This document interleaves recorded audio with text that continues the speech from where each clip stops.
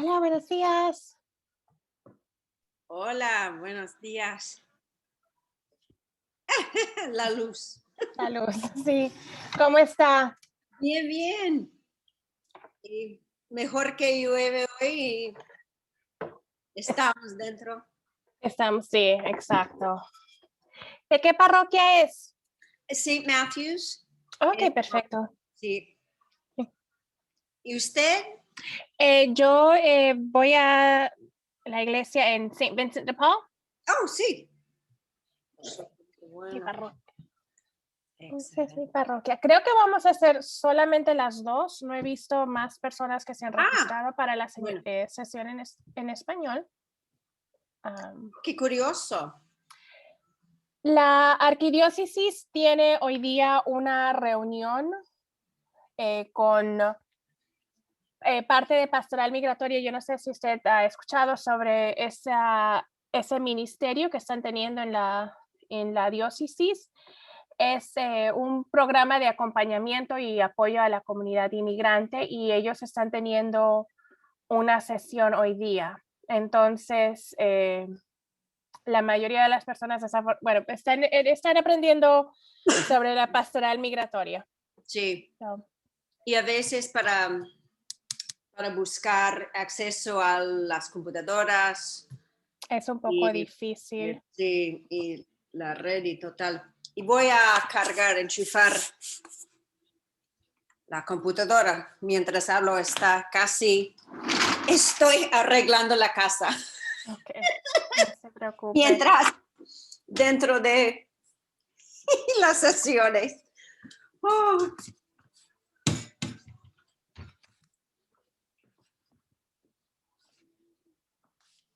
¿Usted participa en la convocatoria anualmente o es el primer año?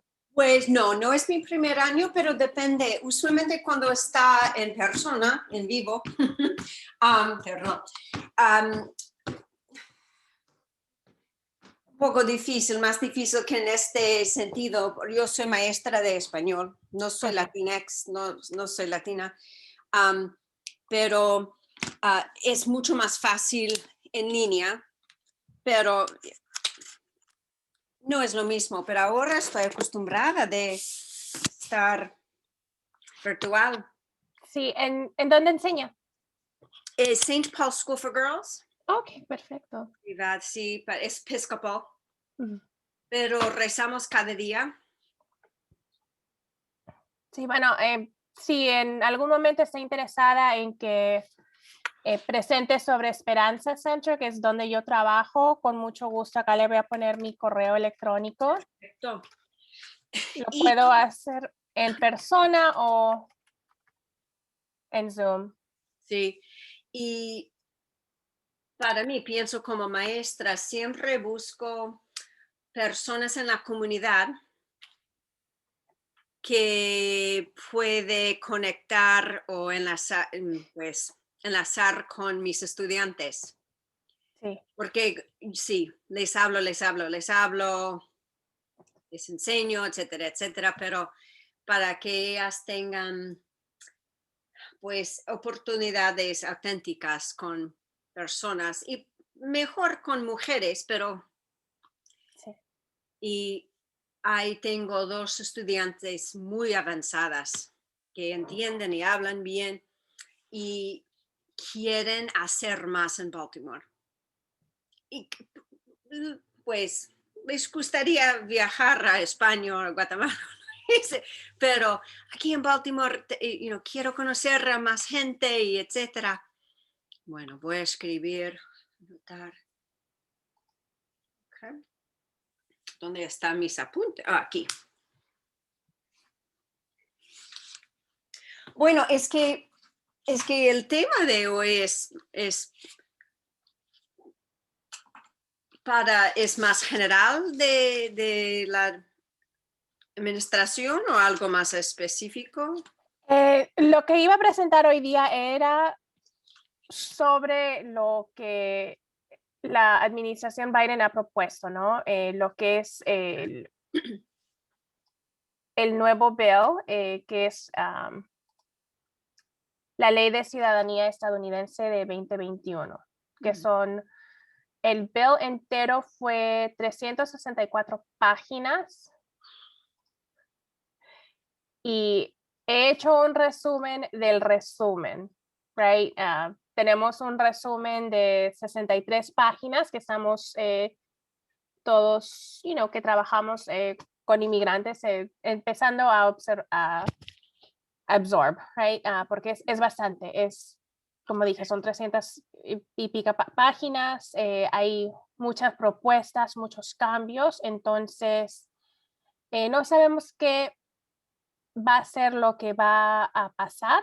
Como usted sabe, es un proceso de una propuesta a una ley. So, vamos a, si quiere platicamos de eso, si quiere platicamos de otras cosas, porque como es usted, usted decide. Somos dos. Perdón. Es que pienso en ahora lo que leo, ¿dónde está mi móvil? Es que habla mucho y sigo a muchas activistas sobre las pues jaulas, pero las casas nuevas para jóvenes en la frontera. Y este es algo en proceso del Trump o es algo nuevo de esta administración. Bueno, el proceso para los jóvenes que llegan a los Estados Unidos solos, unaccompanied minors, que son menores de edad, menores de 18 años, que entran a los Estados Unidos solos, sin un padre biológico o la madre biológica. Parte de lo que pasó ¿hace cuánto fue? ¿Hace 3 años, 4 años? Cuando empezó todo este revolú con los niños en las jaulas, es que la administración previa empezó a romper contra las normas regulares, ¿no? Entonces, si los jóvenes venían con papá o con mamá o con un tío o con un hermano, esa unidad familiar se quedaba junta y pasaban a centros de detención para familias. Cuando es un menor de edad que viene con no mamá o papá, se separa del tío o la tía y pasan a las manos de Office of Refugee Resettlement. Y esa organización los lleva también a centros de detención. Ellos no les gustan decir centros de detención, les dicen refugio, pero aquí entre nos son centros de detención para niños. Tienen acceso a educación, tienen acceso a servicios médicos, pero no están en el mundo normal, están bajo seguridad. Estos jóvenes típicamente tienen a un familiar, sea a mamá o papá, o a tíos, o a padrinos, amigos de familia, que viven en los Estados Unidos y están dispuestos a tomar custodia de sus menores de edad, de ser sus guardianes o sus patrocinadores, como se le dice.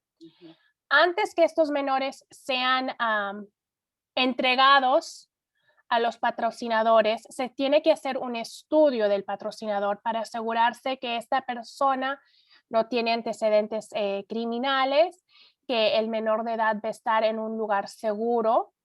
Entonces se hace un proceso de aplicación para ser el patrocinador de esta persona, de este menor. Esperanza Center es uno de los 2 lugares en la ciudad de Maryland que ayuda con este proceso. Es una aplicación bastante larga, se tiene que tomar las huellas para hacer el chequeo de antecedentes criminales, ¿no? La aplicación está en inglés.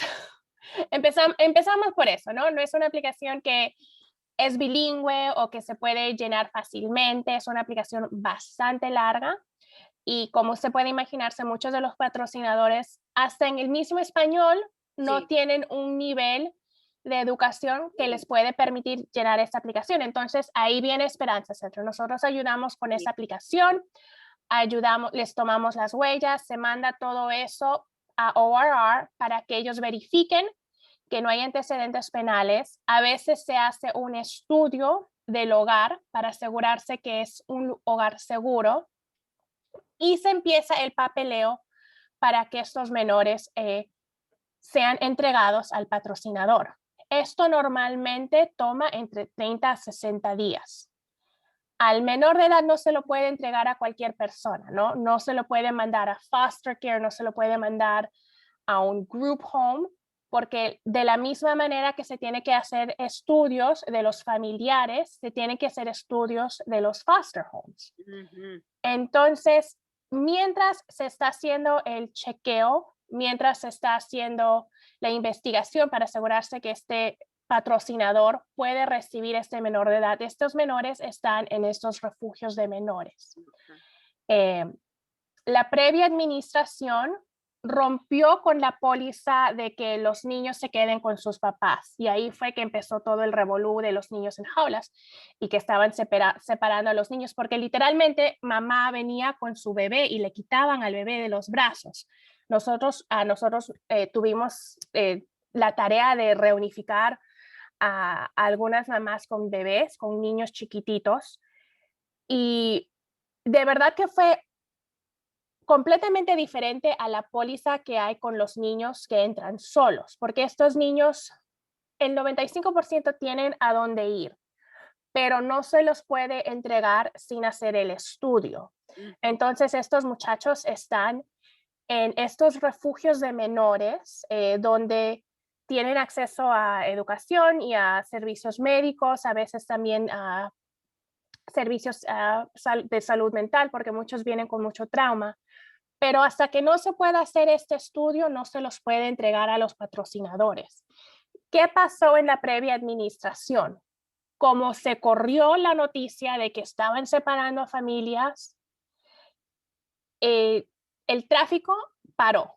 No se detenió completamente, pero como también sabíamos que si una familia venía y llegaba a la frontera y pedía asilo, estaba el Migration Protection Protocol, que decía que estas familias tenían que esperar su turno, hacer su entrevista, y a veces estaban en la frontera por meses con riesgos de que los iban a secuestrar, que iban a violar a las personas, que iban a asesinar, porque ahí están las maras y ahí están los narcos, ¿no? Entonces, como estaba pasando esto y como la gente sabía que estaba pasando eso, el número de personas llegando a la frontera bajó, no paró, bajó bastante, pero no paró. Los niños que venían solos también, ese número también paró, porque tampoco estaban dejando entrar a los niños. Entonces, nuestro programa que hace la reunificación familiar, de lo que antes procesaba 30 a 40 aplicaciones por mes, empezó a procesar 5 aplicaciones al mes, porque fue un cambio completamente radical. Cuando empezó la pandemia y se cerró todo, ahí fue que de verdad se fue 5 aplicaciones al mes, a veces menos. Demoraban el proceso aún más por seguridad, por la pandemia, ¿no? Entonces, ¿qué pasa? Se elige a Joe Biden y las personas empiezan a tener un poco de esperanza, que si está Joe Biden, que posiblemente lo de MPP va a parar, posiblemente la póliza de refugio va a regresar, y empiezan a llegar más personas. Ya en diciembre, el número de personas que están llegando a la frontera empieza a subir. Entonces, ¿qué pasa después de la inauguración? Los números siguen subiendo.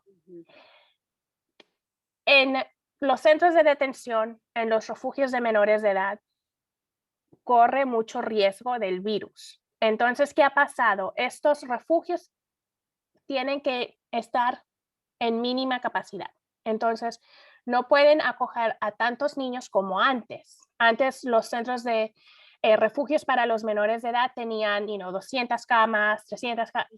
Tenían muchísima más posibilidad de acoger a estos menores. Pero ahora, por la misma seguridad de los muchachos, no se pueden llenar tanto.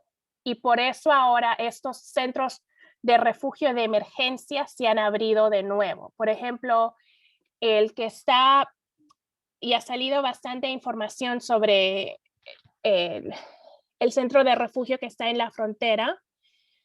Ay, ¿cómo se llama?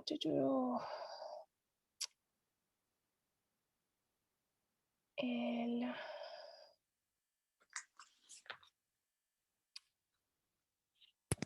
Ay, ya se me sale el nombre, pero este centro es un centro de emergencia, no es un centro de los normales en donde se mandan a los niños, no, este centro es un centro de refugio de emergencia por lo mismo que está pasando con el virus, que no se pueden tener tantos niños en estos centros de refugio. ¿Es ideal? No. ¿Son condiciones que uno quisiera vivir bajo? Absolutamente no.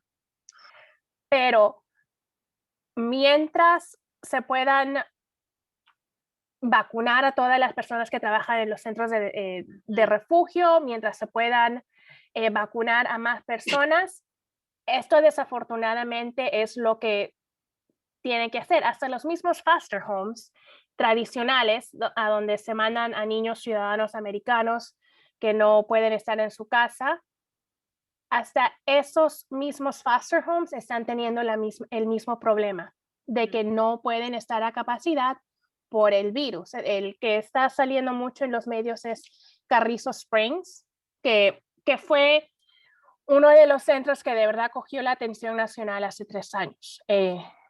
Pero estos centros de refugio para los menores de edad no es lo mismo que las jaulas, ¿no? Que se estaban separando y que tenían a los niños acorralados como animalitos sin ni siquiera un baño o un vaso de agua. Son centros que son temporales. Los centros de emergencia son temporales hasta que se abran camas en los otros centros de refugio ya que tienen los servicios mejores, pero no es ideal, de verdad. Yo no quiero decir que, esto está perfecto y es lo que tiene que ser, pero por el mismo bienestar de los niños, no se los puede mandar a un centro de refugio tradicional porque pueden enfermarse, ¿no? Entonces, los niños entran, tienen que estar bajo cuarentena por 2 semanas. Después de la cuarentena, se siguen moviendo. Los menores de 18 años, por ley internacional, no pueden ser detenidos en un centro de detención. Por eso los albergues de niños, los centros de refugio de los menores de edad son muy diferentes a lo que son los centros de detención tradicional. Tienen los servicios que son necesarios para los menores de edad, pero de cierta manera también hay que tratar de mejorar eso, ¿no? La administración tiene que darse cuenta de que al levantar MPP y al empezar esta idea de transición de inmigración, iba a pasar esto, ¿no? Que iban a abrir de nuevo las puertas y que iban a venir, porque las condiciones en Centroamérica no han cambiado. No. Todavía tenemos el problema de las maras, todavía tenemos los problemas de la inestabilidad política, y aún peor, han tenido desastres naturales. Entonces, todo lo que está pasando, estas condiciones siguen empujando a las familias al norte. Y entonces, estos centros para los menores de edad no son perfectos. De verdad que, y se está estudiando. Lo que la administración está tratando de hacer en el acto que se ha propuesto, hay medidas para estudiar lo que está pasando en la frontera, cómo mejorar los centros de refugio para los menores de edad, al igual que los centros de detención. Una de las cosas súper interesantes de este acto que se está proponiendo es que hay ayuda específica para Centroamérica.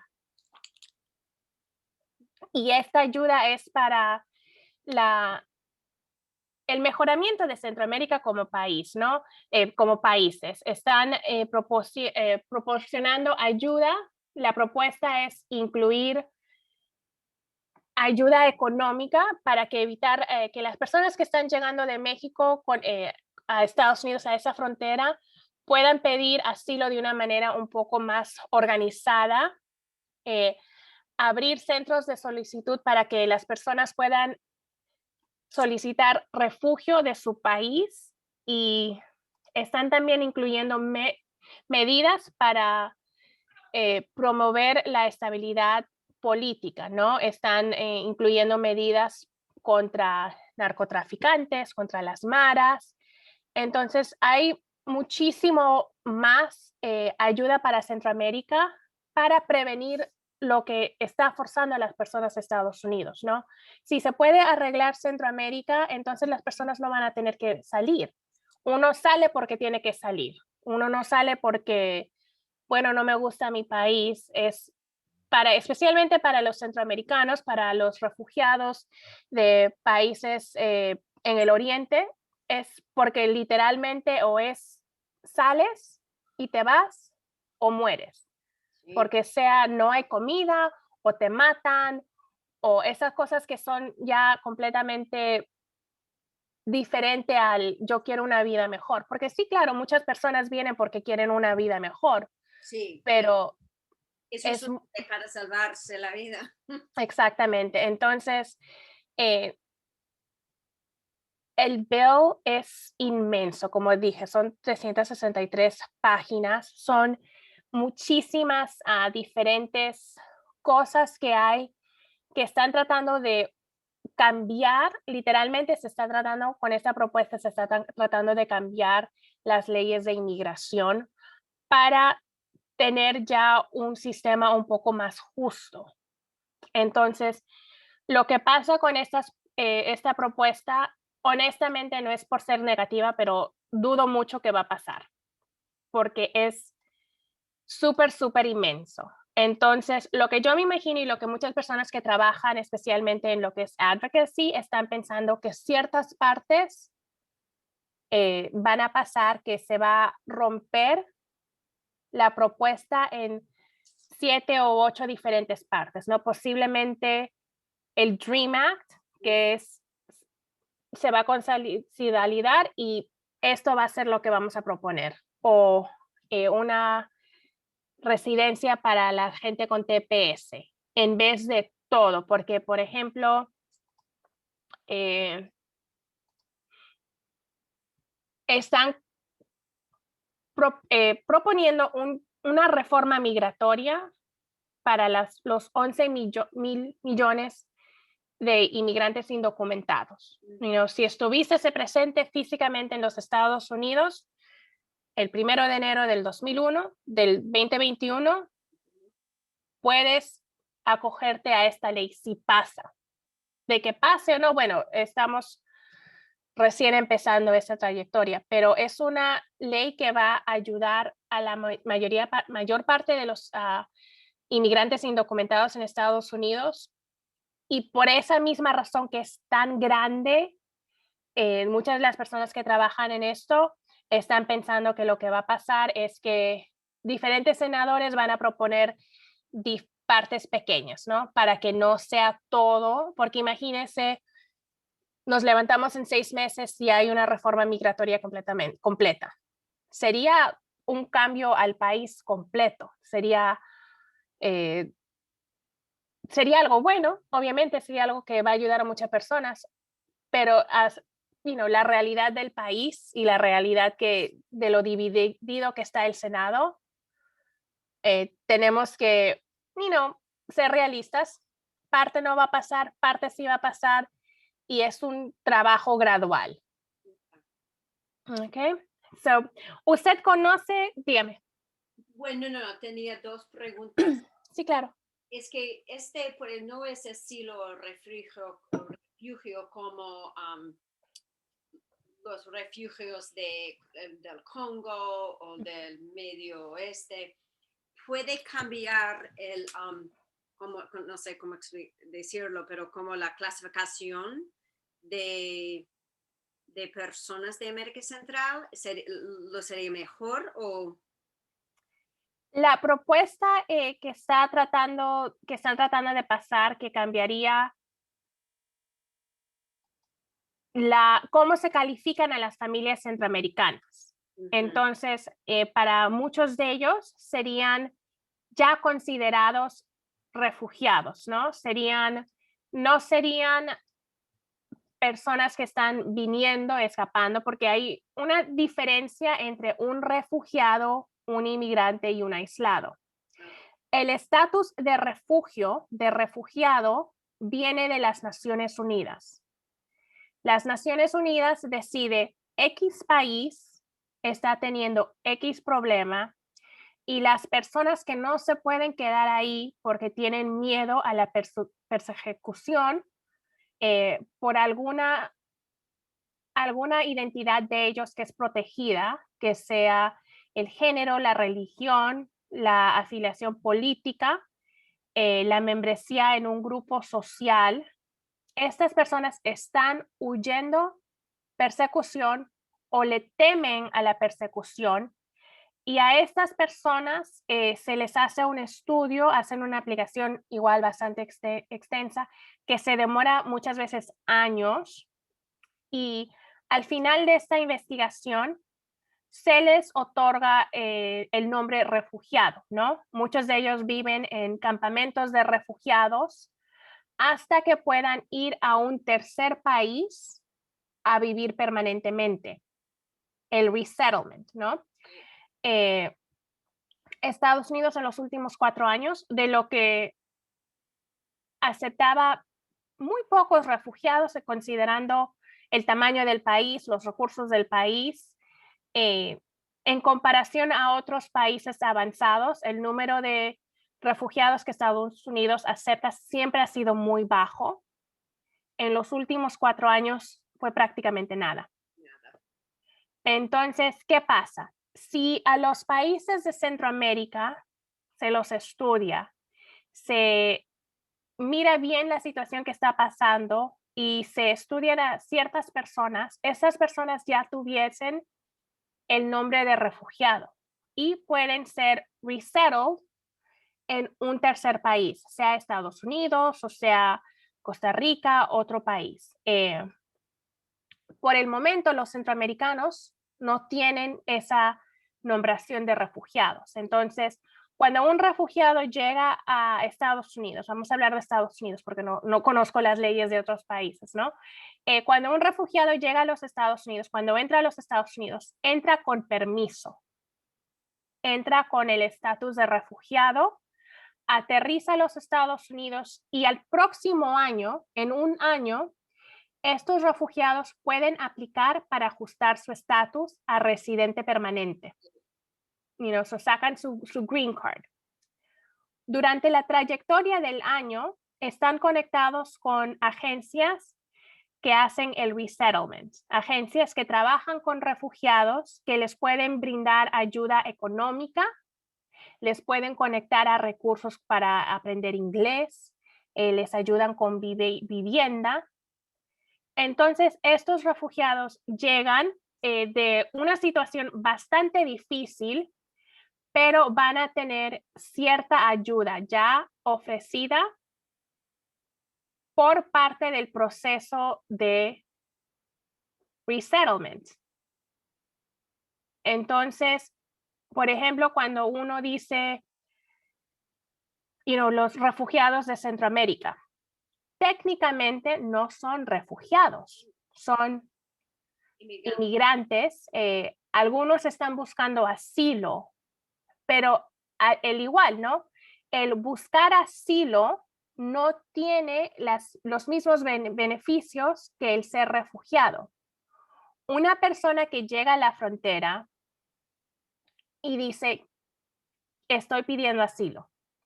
El asilo se da también, por una persona que está siendo acosada o perseguida por su género, su religión, su idea política, su membresía en ciertos grupos, su nacionalidad, y que el gobierno de su país no los puede proteger.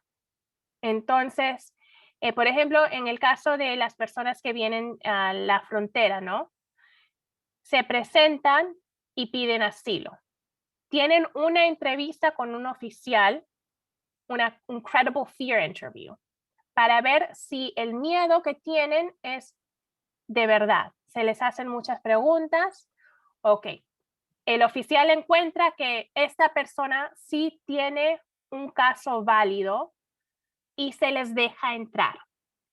Esta persona que está llegando a la frontera muchas veces sin nada, con la ropa que tienen y posiblemente un acta de nacimiento o un DUI o un pasaporte, entran al país y tienen un año para someter una aplicación para obtener asilo.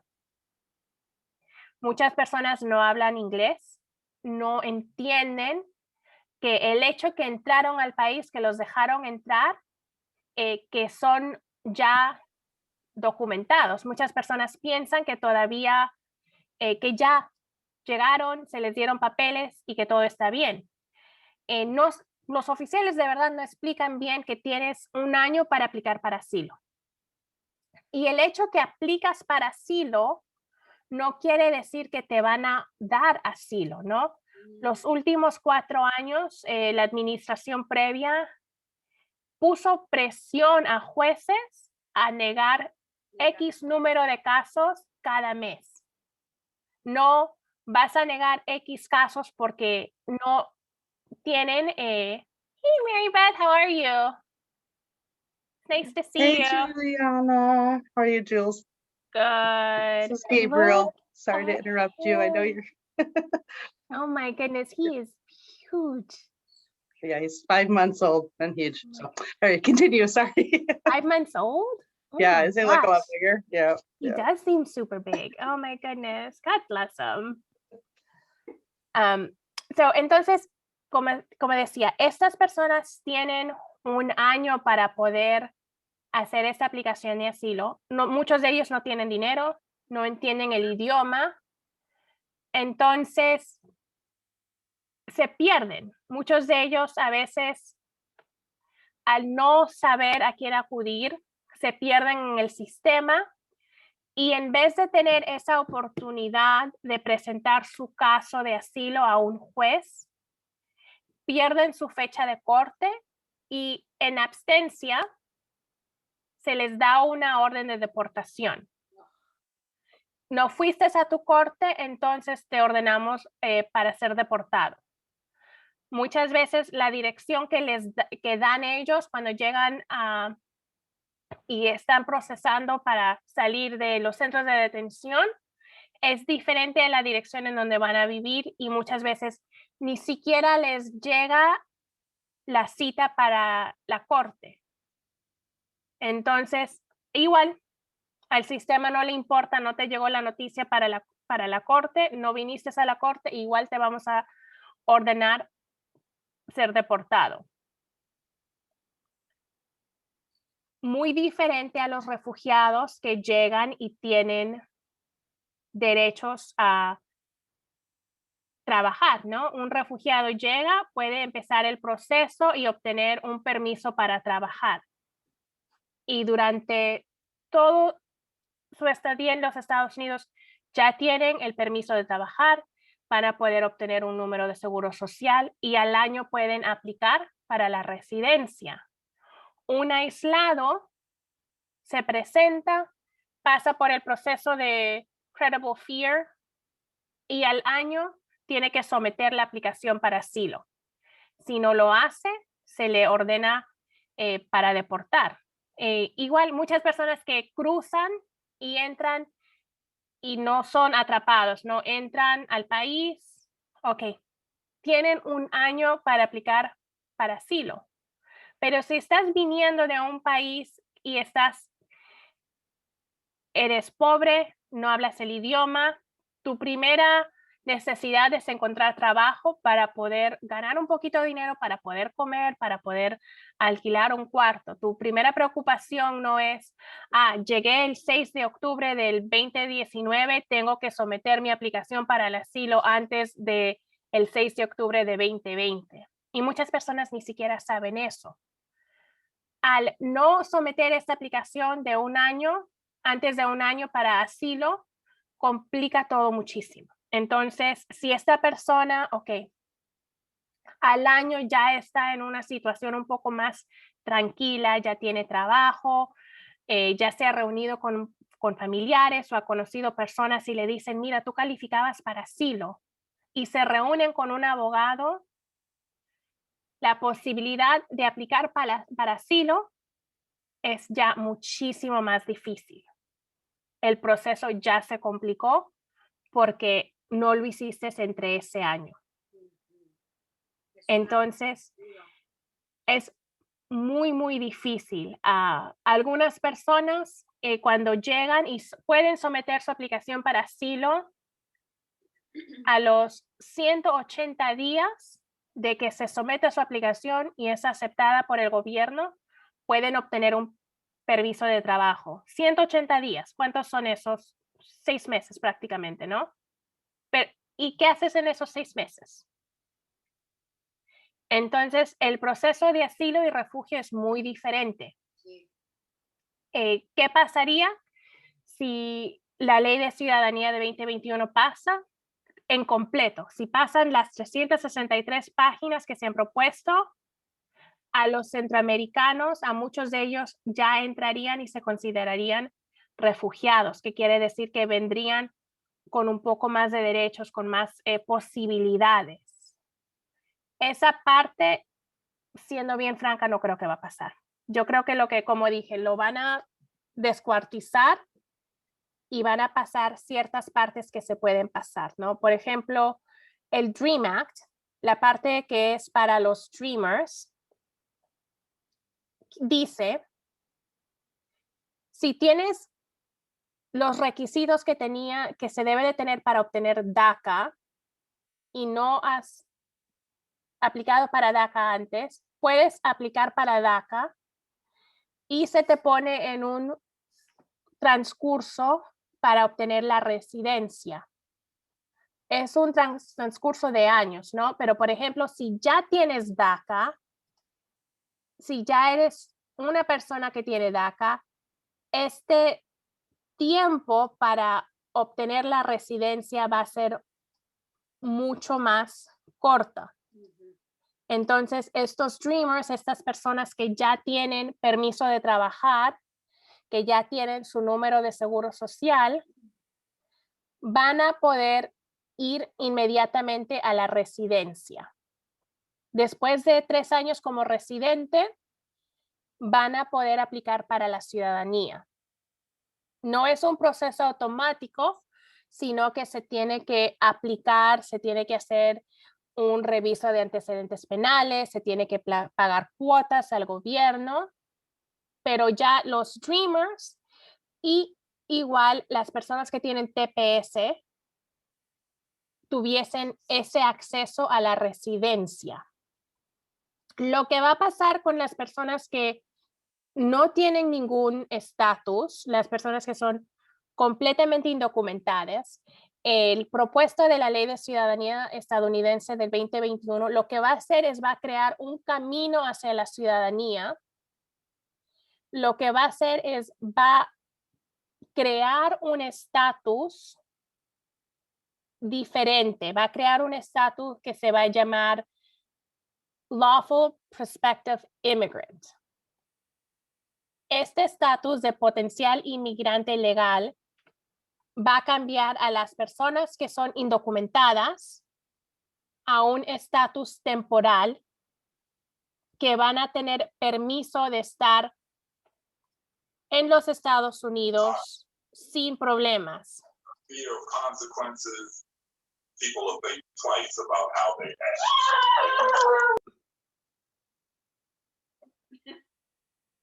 ¿Was that a Zoom bomb o fue? No sé. No sé. El LPI, el estatus de LPI, Lawful Permanent Immigrant, Lawful Prospective Immigrant, no Permanent, Prospective Immigrant, va a tener una duración de 6 años y se va a poder renovar. Entonces, las personas indocumentadas que se aprueben la verificación de antecedentes penales, o sea, que no tienen antecedentes penales serios o graves, que no presentan un problema para la seguridad nacional, que pagan sus impuestos, van a poder llenar una solicitud para obtener el LPI status. De ser aceptados, van a tener el derecho a trabajar, que quiere decir que van a poder obtener un permiso de trabajo y obtener un número de seguro social. Y que quiere decir que ya están en camino hacia la residencia permanente, ¿no? Entonces, después de tener 5 años como un LPI, las personas van a poder aplicar para ajustar su estatus para la residencia. Para el 6º año, okay. So es un proceso bastante largo, ¿no? Es un proceso que no va a ser inmediato. Me imagino uno aplica para el estatus de LPI y se va a demorar más o menos un año, me imagino. Típicamente, cuando uno aplica para DACA por primera vez, se demora entre 6 meses a un año mientras se hace el background check, mientras se hace las huellas y hay que pensar, ¿no? Son muchísimas personas que podrían aplicar para este estatus, entonces van a haber más aplicaciones que yo creo que el actual departamento de DHS está listo para aceptar. Entonces, digamos, llega la aplicación hasta que se apruebe el LPI, va a ser un año. Vives bajo LPI por 6 años y ahí puedes obtener la residencia. Una de las cosas que es súper interesantes de LPI es que estas personas van a poder viajar a su país. Muchas personas son décadas que no ven a su país, ¿no? Que no llegan a su país. Muchas personas han estado fuera tantísimos años. Van a poder viajar a su país con permiso. Se aplica para un permiso y pueden regresar. Tienen que regresar antes de 180 días. Y con este permiso regresan a los Estados Unidos y pueden continuar con su vida normal, ¿no? Entonces, la propuesta de LPI es algo grandioso, ¿no? Sería algo que nadie se imaginaba que iba a estar ya así tan al alcance, pero se tiene que ver qué pasa, ¿no? Como dije, lo que va a pasar con DACA y TPS y algunos trabajadores agrícolas que tienen permiso de trabajar en la industria agrícola, estas personas van a ir directo a la residencia, ¿no? Van a ir directamente al Green Card. Si ya son protegidos por TPS o por DACA o son trabajadores agrícolas, van a tener que tramitar un cambio a la residencia, ¿no? No van a tener que pasar por el LPI, ¿no? No van a tener que estar bajo LPI por los 5 años, sino van a poder inmediatamente ir al proceso de aplicar para la residencia. Actualmente, cuando uno tiene la residencia ahora, si obtiene la residencia por cualquier otra forma que no sea por matrimonio, tienen que esperar 5 años para aplicar para la ciudadanía. Uno es residente permanente, tiene la Green Card por 5 años. Si uno obtiene la residencia por matrimonio, si es porque su cónyuge le pidió la residencia, pueden aplicar para la ciudadanía después de 3 años. Entonces, hay una preferencia para las personas que sacan la residencia por matrimonio a otras maneras, ¿no? Entonces, la gente con DACA y TPS van a poder cambiar su estatus a residente. Se va a aplicar, se va a hacer el chequeo, se va a pagar las cuotas. Una de las cosas también que está propuesto en esta nueva ley es que las personas que fueron deportadas durante la previa administración y que habían vivido por lo menos por 3 años en Estados Unidos van a poder regresar y ser reunidos con sus familiares. Faltan detalles sobre cómo exactamente esto va a pasar, pero esto es un plan para eliminar el retraso que hay con las peticiones familiares, ¿no? Si usted alguna vez ha visto la línea de espera, ¿no? La famosa línea. Todo el mundo dice, bueno, espera en línea, yo esperé en línea, mis abuelos esperaron en línea, espera en línea. La famosa línea, dependiendo de quién eres y de dónde eres, se demora 20 años. Los filipinos o mexicanos que están haciendo la petición familiar para un hermano, te vas a demorar 20 años.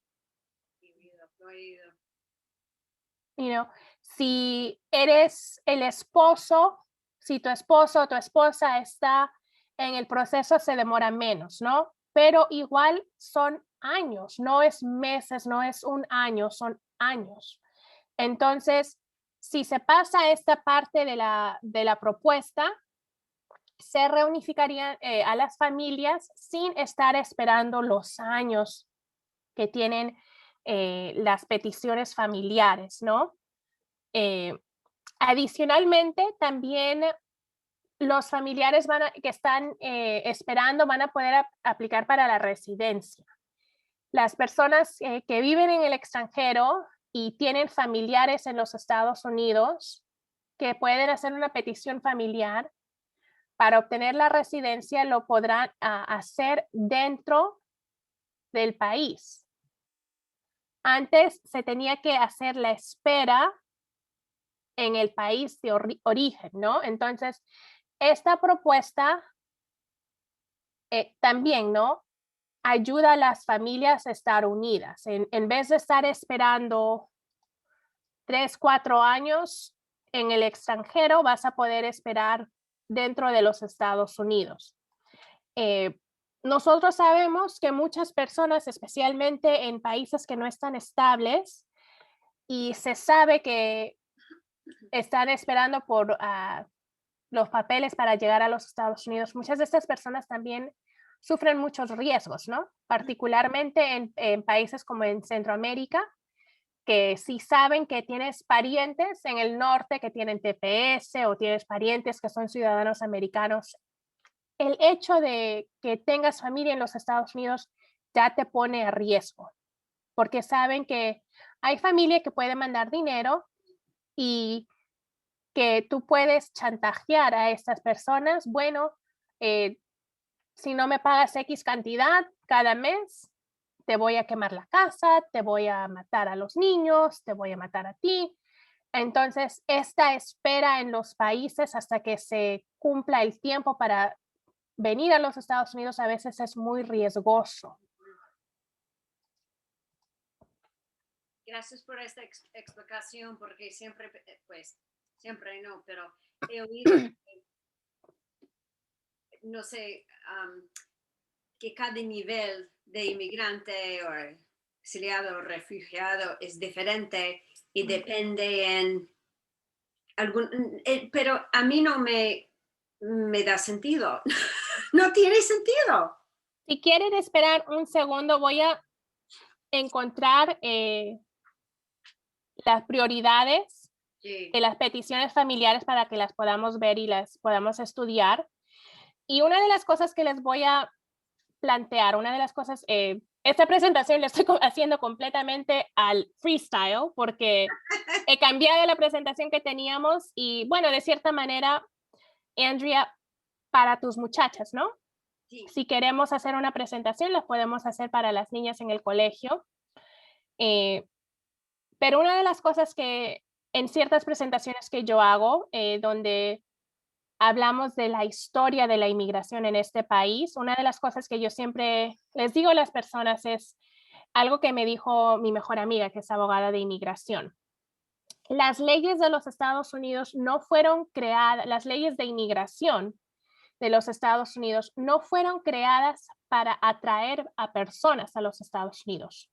Fueron creadas para excluir a ciertas personas, ¿no? Y uno se tiene que preguntar, ¿a qué clase de personas? tiene que ver de dónde vienen, tiene que ver el color de la piel, tiene que ver el estatus mental, tiene que ver por qué se excluyen a ciertas personas y por qué se admiten a ciertas personas sin tantos peros, sin tantas dificultades. Entonces, lo que voy a abrir es lo que se llama el Visa Bulletin, que es lo que mucha gente llama a la famosa lista, ¿no? Es la lista de espera. ¿Cuándo puedes venir? ¿Quién puede venir? ¿Por qué puedes venir? ¿No? Y vamos a ver las diferentes prioridades, las categorías de prioridad. Y estas son las peticiones de personas que ya son ciudadanos o son residentes de Estados Unidos a familiares que están en el extranjero, ¿no? No es que la señora Juana, que es indocumentada, puede someter una aplicación para un familiar en el extranjero, ¿no? Son ciudadanos americanos o residentes permanentes que pueden hacer estas peticiones. Ok, so vamos a presentar. ¿Pueden ver mi pantalla? Sí. Ok, so vemos acá, ¿no? Muy fácilmente las preferencias. La primera preferencia es para los hijos solteros, hijos o hijas solteras de ciudadanos americanos. Para las leyes federales, para lo que es inmigración, un hijo o una hija que es soltero y menor de 21 años se considera como menor de edad. Si eres el hijo de un ciudadano americano y tienes 19 años y vives en el país de origen del ciudadano y te casas, bajas de prioridad. La primera prioridad son para los hijos, los niños menor de 21 años que son solteros. La segunda prioridad es para los cónyuges y los niños, los hijos, ¿no? Ahora son children, diferencia de son y daughter. Children ya son children como lo conocemos, ¿no? Los hijos que son, ya pueden ser mayor de 18 años. Igual, ¿no? Los hijos que no son casados de residentes permanentes, ¿no? Esas personas son categoría segunda. Bajamos a la categoría F2, que es los hijos y los cónyuges de residentes permanentes, ¿no? Hay una diferencia entre la preferencia F1, que es para los ciudadanos americanos, y la F2, que es para los residentes permanentes, los hijos solteros, los hijos casados, los hijos menor de 21 años que son solteros, los hijos mayor o menor de 21 años que son casados, y no se pierden las preferencias. Tengo menos de 21 años y me caso, bajo de preferencia. Tengo 20 años y cumplo 21, bajo de preferencia. La tercera preferencia son para los hijos que son casados de ciudadanos americanos. La cuarta categoría son para los hermanos y hermanas de ciudadanos americanos, ¿no?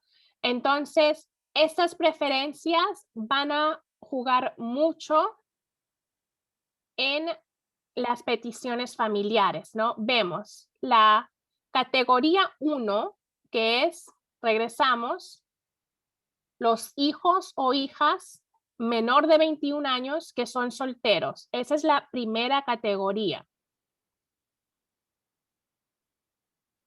Si eres de China, tu aplicación debe de haber sido sometida antes del 22 de septiembre del 2014. Aquí está la lista. Los mexicanos, la aplicación debe de haber sido sometida antes del 8 de febrero del 1998.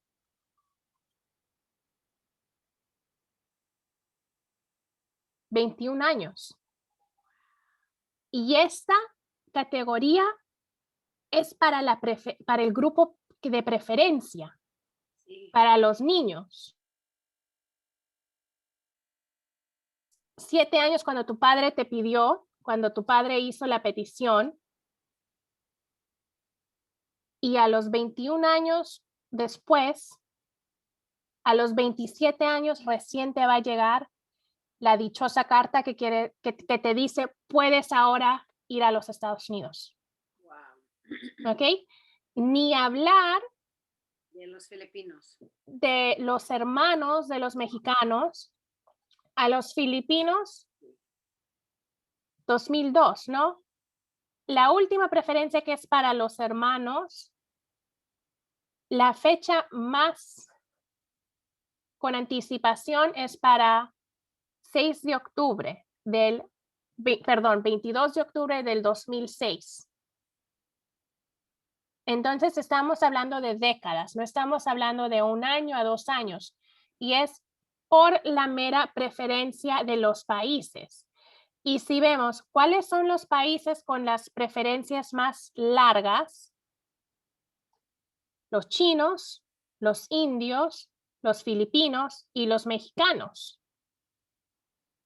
¿Qué es de estos 4 países que los separa del resto de los países? La piel, el dinero, right? Hay que ser honestos. Sí. ¿Cuáles son las diferencias de un familiar de Suecia o de Alemania o de Inglaterra a un familiar que vive en la India? Es el racismo. ¿Y por qué? Porque nuestras leyes de inmigración no fueron creadas para atraer a personas, fueron creadas para excluir a personas, ¿no? Sabemos que las primeras leyes de ciudadanía, ¿a quién se consideraba un ciudadano americano? La primera ley de ciudadanía. ¿Qué es? Ninguna de las 3 hubiésemos sido consideradas ciudadanas. Por el hecho de ser primero mujeres, para mí, por ser latina, por no ser blanca. ¿Quién creó estas leyes? ¿A quién trataban de excluir? ¿Cuándo empezaron a cambiar las leyes? Y lo vemos en la historia del país, ¿no? Primero se excluyen a las mujeres, se excluyen a los negros, se excluyen a los chinos, se excluyen a los comunistas, se excluyen a personas con enfermedades mentales, se excluyen a personas que practican religiones diferentes a las de nosotros. Es una historia de excluir, no dar la bienvenida. Y no quiere decir que nosotros, los ciudadanos de este país, no queremos darle la bienvenida a las personas. Es que las leyes son tan anticuadas. Yo siempre les digo a los muchachos, ¿no? Sí. Yo voy a cumplir 40 en septiembre. Y cuando yo cumplí 16 años, mis papás me regalaron un carro. Y con el carro vino un celular. Sí. El celular creo que era del tamaño de mi botella de agua. No servía para nada. Era hacer llamadas y hacer llamadas. Si me quedaba en la calle, si se me malograba el carro, se bajaba la batería. Aló, mami, Sí. estoy en la calle, por favor, ven a recogerme. 16 años luego, no, perdón, no sé matemáticas, estoy malísima. 24 años después, sí. Mando mensajes, mando fotos, hago mi trabajo en el celular. Nuestras leyes de inmigración son este celular. Sí. No, Las leyes que necesitamos son este celular, ¿no? Entonces, lo vemos eso en la propuesta del 2021. Hay que cambiar las leyes. El grupo de leyes de inmigración se crearon en 1950. 1952. ¿Cómo se dice eso en español? Para los números. 1952. ¿Cómo? 1952. ¿Ok? Las primeras leyes de inmigración se crean en 1952. La Ley de Inmigración y Nacionalidad, que es el INA, recopió muchas disposiciones y reorganizó la estructura de la Ley de Inmigración. El INA se ha modificado muchas veces y ha cambiado y contiene muchos cambios, pero aún sigue siendo este celular, ¿no? La última vez que se cambió el INA de una manera que tuvo un impacto tremendo fue bajo la administración de Bill Clinton. ¿Eso fue hace cuántos años? Y estos cambios, siendo un presidente demócrata, tuvieron consecuencias súper negativas para la comunidad inmigrante. ¿Por qué? Porque anteriormente, si alguien entraba al país sin permiso, lo que las personas que practican leyes de inmigración le llaman EWI, Entered Without Inspection, entran sin inspección. Estas personas antes, si se casaban con un ciudadano americano o tenían un hijo ciudadano americano que tenía mayor de 21 años y los recursos para poder hacer una petición familiar, podían pagar una cuota y se les perdonaba el haber entrado sin permiso. Se les perdonaba que habían vivido en los Estados Unidos sin permiso, que habían trabajado en los Estados Unidos sin permiso. Pero cuando se cambiaron las leyes, ¿qué pasó? A las personas que entraron sin permiso, a las personas que vivieron en los Estados Unidos más de un año sin permiso, ahora se les castiga. Ahora se les quita esa posibilidad de sacar los papeles porque tienen un cónyuge estadounidense o tienen hijos estadounidenses. Las leyes de inmigración son bastante complicadas, ¿no? Para cada regla hay una excepción y para cada excepción hay otra excepción. Pero este cambio de leyes perjudica a muchísimas personas, ¿no? Perjudica a cada persona que entra al país sin permiso. Muchas personas dicen, por ejemplo, de los hermanos con TPS, ¿no? Bueno, si viven acá 20 años, ¿por qué no han arreglado su estatus? Es porque no pueden. Porque se les ha castigado haber entrado sin permiso. Entonces, aunque viven acá 20 años, pagan impuestos, compran negocios, compran casas, tienen familia, no se les perdona el crimen de haber entrado sin permiso. Que antes eso sí se perdonaba, pero cuando se cambiaron las leyes, se cambiaron de esta manera.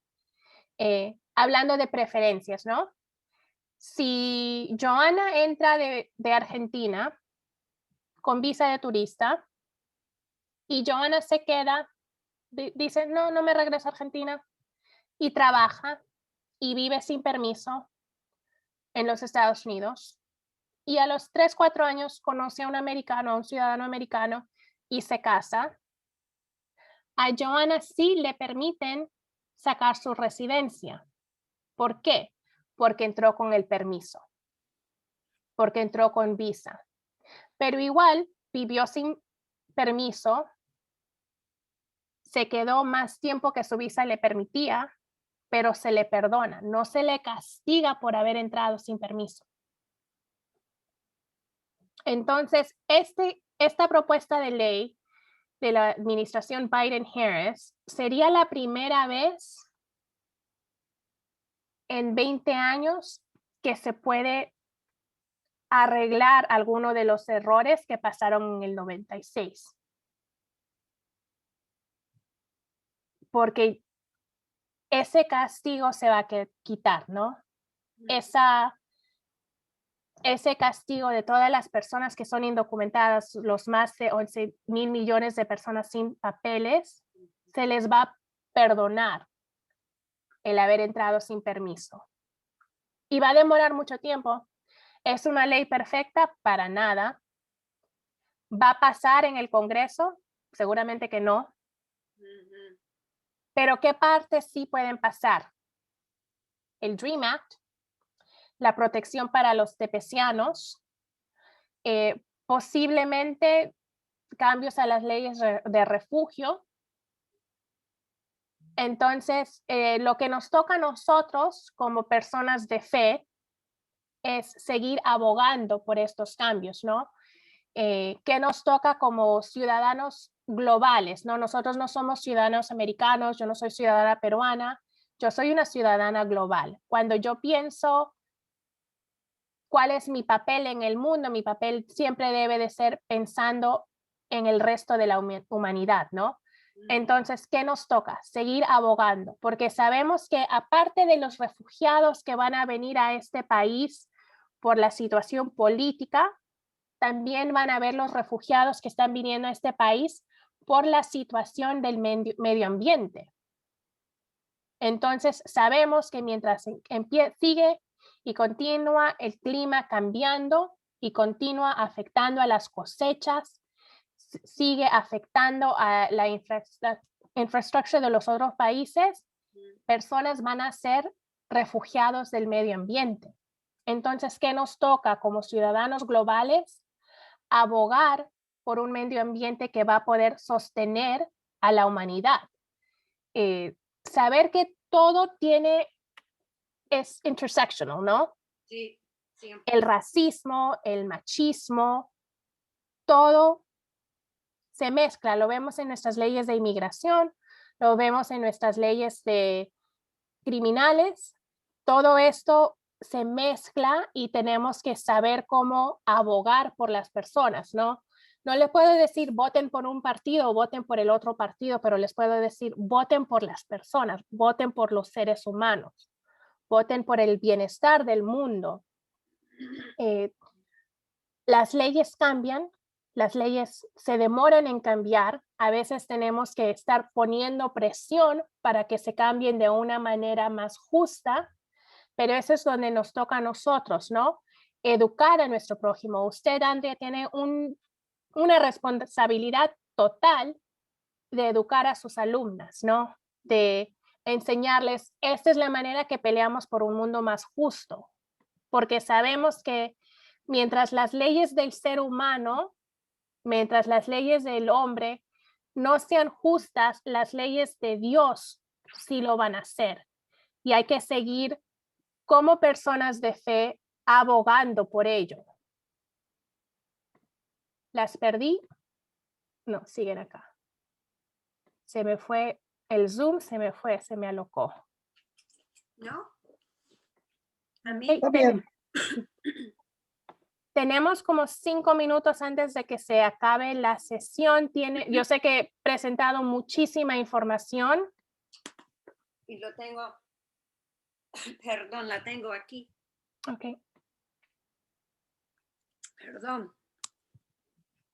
Bueno, es que me da muchas ideas para mis estudiantes, para mí misma, pero igualmente es posible que cree una lección para ellas y posible, y con la ayuda suya, puedo hacer un intercambio en Zoom para ellas. Sí, 100%. Una de las cosas que de verdad, mi trabajo en Esperanza a veces es un poco extraño porque nunca sé lo que hago, de verdad que, ¿cuál es tu título? So Outreach y Operations Manager. ¿Qué hago? No sé, depende del día. Sí. Pero lo que a mí más me encanta es estar con los jóvenes, es hablar con los jóvenes porque ellos me abren los ojos a mí, me enseñan a mí más de lo que yo les enseño a ellos. Entonces, por supuesto, con mucho gusto podemos hacer un intercambio, hacer una presentación con las muchachas, ¿no? Esperanza Center sigue abierto, estamos abiertos trabajando de una manera bastante virtual. El único programa de verdad que está en persona es nuestra clínica médica, ¿no? Esperanza Center tiene 5 diferentes programas. Entre ellos está una clínica médica que ofrece servicios primarios y preventivos para personas que son indocumentadas, que no tienen opciones para coger seguro médico por una de las maneras federales. Entonces, nuestra clínica ahora está abierta de lunes a jueves por cita solamente. Tenemos un buffet, un despacho de abogados de inmigración que trabajan en Esperanza Center, cogen casos, se cobra muy poco, o a veces son casos gratis, son solamente casos familiares o humanitarios, entonces no trabajamos visas de turista o de empleo, sino para personas en la comunidad que necesitan representación legal. Se están todavía cogiendo casos, nuestros abogados tienen más o menos como 1,200 casos que están representando en la Corte de Inmigración, en peticiones familiares, en peticiones administrativas como lo que es DACA. Tenemos también el programa de ayuda para la reunificación familiar. Como hablamos al principio, los jóvenes que entran solos, nosotros ayudamos con esas aplicaciones. Y también tenemos trabajadoras caseworkers que ayudan a estos menores cuando llegan a los Estados Unidos con servicios después de que salen de los albergues de niños, porque muchos tienen mucho trauma, muchos necesitan ayuda con diferentes recursos. Tenemos clases de inglés, ahora las estamos haciendo las clases completamente virtual en Zoom. Y tenemos nuestros servicios al cliente, que es como un safety net, ¿no? Yo les digo, si no necesitas ayuda con médico, no necesitas ayuda con abogados, los servicios al cliente te pueden ayudar a hacer una carta de ingreso, ¿no? Si eres mamá y quieres aplicar para SNAP para tus hijos ciudadanos americanos, si necesitas la carta de ingreso, te ayudamos en eso, con traducciones, con notarizar cosas, llenar aplicaciones para el MVA, conectar con diferentes recursos en la comunidad. Y debido a la pandemia, en abril empezamos una línea de coronavirus, una línea completamente bilingüe para conectar a personas con información del virus y también ayudarlos a conectar con la prueba, ¿no? Muchas personas no podían obtener la prueba, entonces en esta línea hemos estado ayudando a familias inmigrantes para hacerse la prueba, y ahora que estamos ya en una etapa de la vacuna, esta clínica, estas personas que trabajan en la clínica de coronavirus ahora están reenfocando en lo que es vacunar a las personas. No sabemos que nuestra comunidad no va a tener acceso a la vacuna debido a barreras del lenguaje, también por miedo, por mito, por falta de información. Entonces, nuestro equipo de coronavirus va a trabajar a promover la vacuna, continuar promoviendo la prueba, hacerse la prueba. Tenemos una relación excelente con Hopkins y estamos trabajando directamente con este hospital para darle información más al día a la comunidad. Y también tenemos un programa de respuesta de emergencia que está conectando a familias a diferentes recursos económicos que están disponibles a inmigrantes de parte de la ciudad, de parte de diferentes organizaciones sin fines de lucro. Entonces, Esperanza en sí siempre tiene sus 5 programas, pero ahora por el coronavirus como que hemos hecho un 6º programa para responder a la pandemia que ha impactado muchísimo a nuestra comunidad. Como dije, el centro está abierto. Nosotros hace 2 años sufrimos un incendio. Incendio en la calle Broadway, ¿verdad? Sí, y estuvimos en diferentes lugares. Estuvimos en Assisi House, que es el programa de recursos sociales de Sagrado Corazón, que está a la vuelta de Esperanza Center. Nuestros servicios al cliente y la clínica estuvo en Assisi House, el programa de inglés estuvo en Highland Town, los abogados, estuvimos en el edificio de CRS, Estuvimos casi 2 años y 4 meses, pero ya hemos regresado a nuestro edificio y el programa de reunificación familiar nunca se mudó porque ese programa tiene un edificio separado.